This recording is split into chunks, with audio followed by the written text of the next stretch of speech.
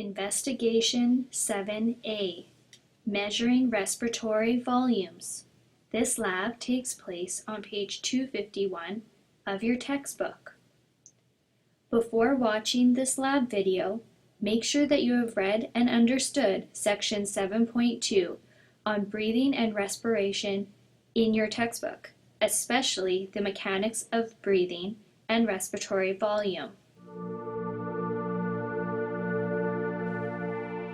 Looking at this picture of the skeleton, we see that we have the upper thoracic cavity separated by the diaphragm, and then we have the lower abdominal cavity. Figure 7.5 shows the diaphragm and intercostal muscles which control the air pressure in the lung. Your lung system is airtight. As we pull down, the air moves from a higher concentration to a lower concentration. The diaphragm is contracting, expanding the volume of the thoracic cavity. Pressure is lower inside the thoracic cavity than the surrounding atmosphere. The lungs fill with air. As we release, push up, the diaphragm is relaxing, reducing the volume of the thoracic cavity. Pressure is higher inside the thoracic cavity than the surrounding atmosphere. The lungs move air out. The plunger acts as the diaphragm in this demonstration. As it is pushed down, the marshmallow contracts. As it is pulled up, the marshmallow expands. This mimics the air pressures that take place in the lung and thoracic cavity. Figure 7.6 represents a typical spirograph. Tidal volume is normal inhalation and exhalation. Inspiratory reserve volume is the maximum amount of air that can be taken into the lungs beyond a regular inhalation. Expiratory reserve volume is the additional air that can be forced out of the lungs beyond a regular exhalation. Vital capacity equals tidal volume plus inspiratory reserve volume plus expiratory reserve volume.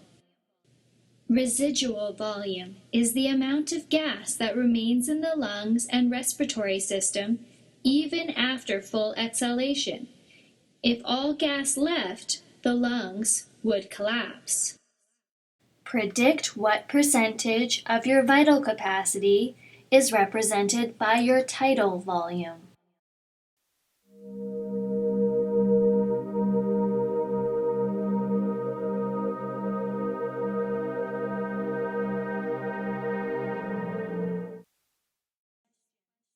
Number 1. Number 2.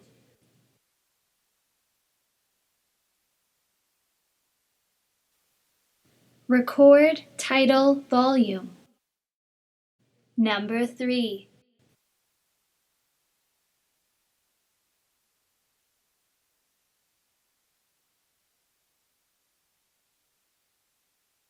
Record expiratory reserve volume. Number 4.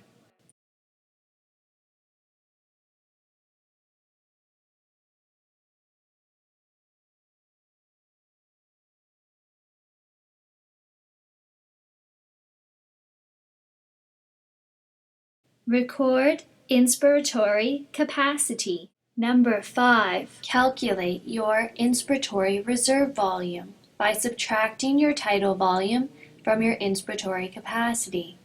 Record your inspiratory reserve volume. Number 6. Calculate your vital capacity by adding your inspiratory reserve volume, expiratory reserve volume, and tidal volume. Record the value as your calculated vital capacity. Number 7.